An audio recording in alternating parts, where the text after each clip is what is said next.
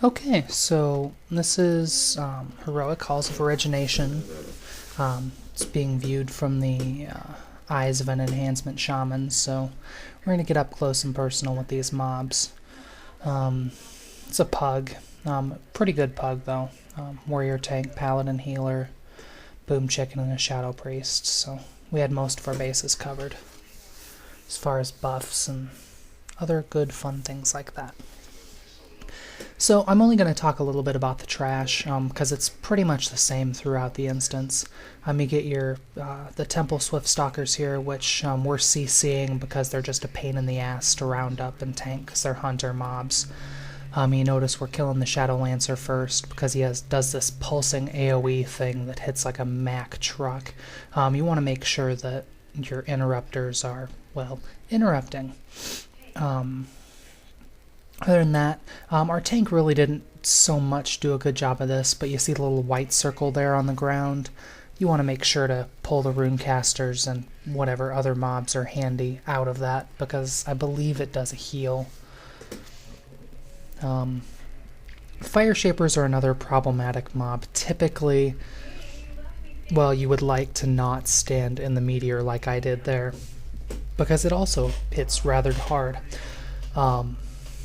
And the Fire Shapers are kind of difficult to tank as well, because unless you have a couple of different ranged interrupts, they just kind of stand back there and pwn your healer.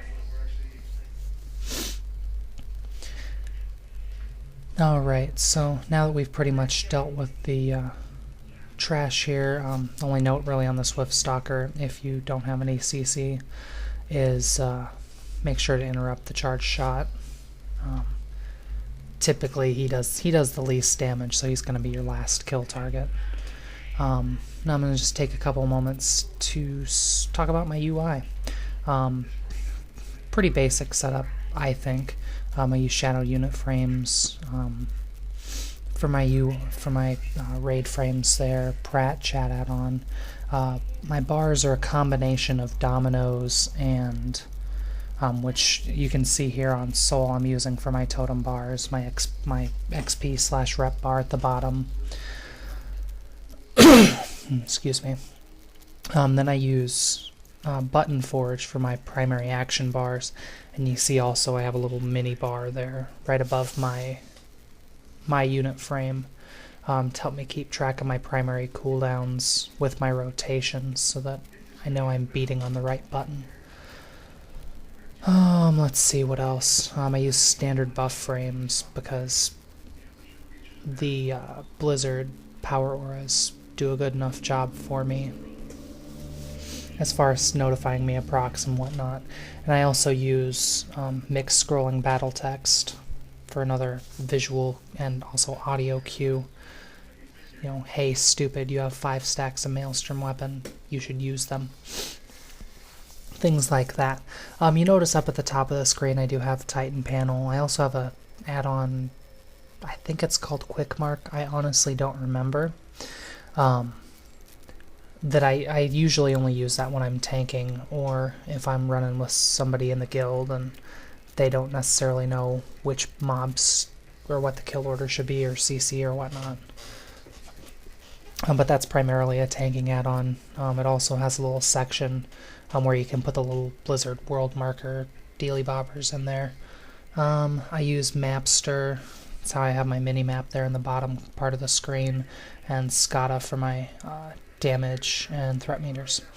One thing you'll notice here on this pull that I thought our tank did a really nice job of is this last pull before the first boss. He decided to go ahead and line of sight these mobs back to make it easier to gather them up. I was actually really impressed with that, especially as a warrior when you don't have necessarily the most reliable interrupts besides Shattering Throw. And again, you know, make sure you're interrupting that Pact of Darkness. It hurts. Your melee will love you. If you're melee and have an interrupt, you will love yourself.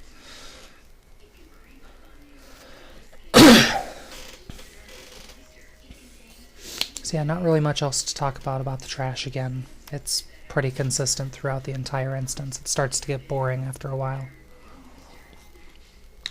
Unless you don't have any CC, in which case then your healer is working his tail off to keep everybody in melee range alive.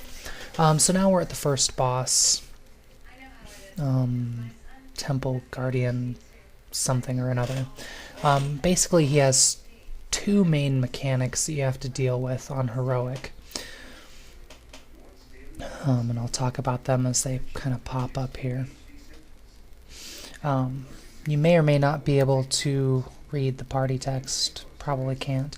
And I'll kind of discuss that ability, the reason that party text is relevant. The first ability, you see the little blue beam there. It puts a little pool of fire on the ground. Don't stand in it. It hurts. Also, I use Deadly Boss Mods, my boss mod. The Shield of Light is his major mechanic. What you have to do on Heroic is have your tank go down into the pit first, gather up all the Vipers, and then 1, maybe 2 DPS go to flip the lever. It takes 10 seconds to move the lever, so you can't have your DPS being beat on. It's a billion times easier on Reg, because it's just an instant click, go, and move on. And then you rinse and repeat. Any movement speed increasing abilities like Ghost Wolf, Inner Will, Sprint, Dash, etc. They're good to use here, not only when you're running from point A to point B, but also when you're running back up the stairs to get back on the boss.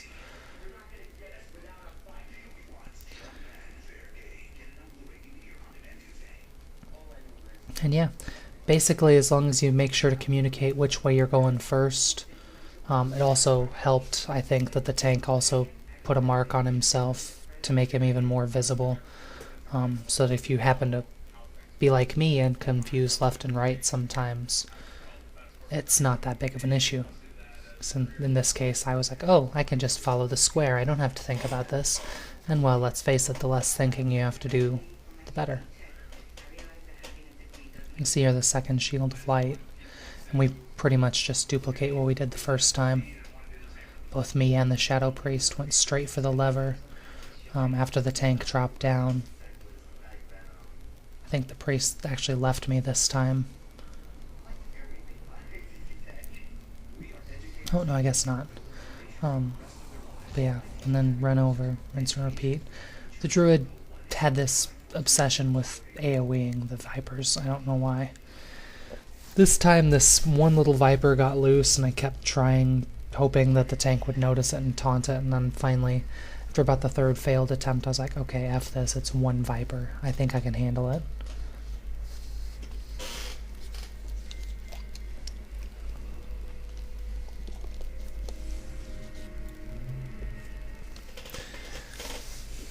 On Hoor, that's his name. Excuse me.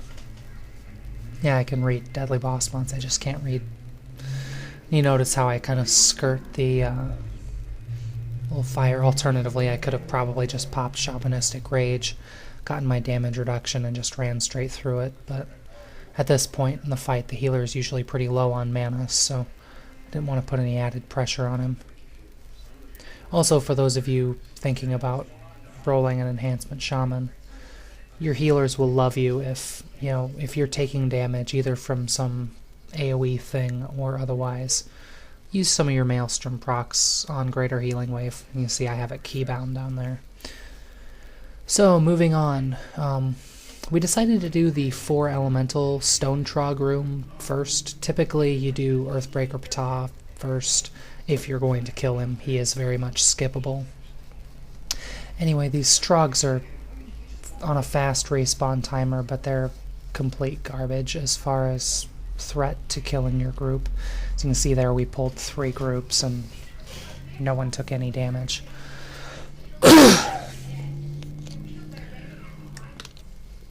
So this first mini-boss is the most annoying for a meleeer, because you see there he's about to use his Raging Inferno ability, which basically pulses an AoE, and if your melee, including the tank, don't get out of it, they're going to take a lot of unnecessary damage. As you can see I did there on that first one. He also does an ability where he chucks like a lava bolt or something. I'm not really sure what the ability is called. And you just need to pay attention. You can see it kind of pop up there at the end of the fight. And again, that'll do a lot of unnecessary damage. Now we're on the second mini-boss, the air guy. He doesn't do anything special besides he has that tornado that goes around everywhere, tossing people up in the air. You don't take any fall damage, but you get disabled for probably a good 5 to 10 seconds. I noticed also on Reg that he does an interrupt. I assume he does like a wind shear or some similar ability to that. And tends to pick on the healer, or at least it did on my priest in a particular run. So just be aware of that. Your hard casts will occasionally get disabled. Now we're on the Water Ellie, and the only particularly annoying ability he has, he does spawn those little water pools on the ground. Those do spread out and put a slow effect on you if you get caught in it. And then you saw there, he also does an ability called Bubble Bound, which will, as it implies, put one of your group members in a bubble, disabling them. They also take a dot. It's really annoying when it gets put on the tank and the healer, as it did to us, but you know, we managed fine because our DPS were all focusing down the bubble.